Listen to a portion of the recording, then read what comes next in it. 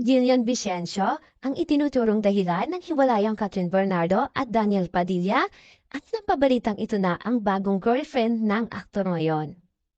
Base nga sa post ni Catherine Bernardo sa kanyang Instagram ay tinurdo pa na ng dalaga at kinumpirma na nga nito ang hiwalayan nilang dalawa, ngunit hindi sinabi sa post ang tunay na dahilan ng kanilang paghihiwalay.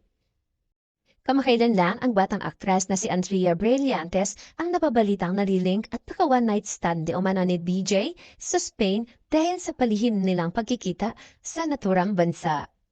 Subalit, hindi pa rin ito ang tunay na dahilan kung bakit nakipaghiwalay si Catherine Bernardo sa aktor dahil sa bagong girlfriend pala ni Daniel Padilla na ang kapamilya actress na si Gillian Vicencio.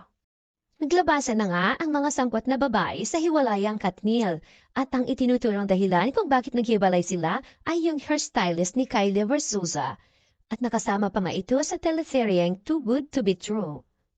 Ayon sa isang source, kaya nagpa-short hair si Catherine sa preview magazine kasi short hair din si Gillian Vicencio at siya ang pinapatamaan nito.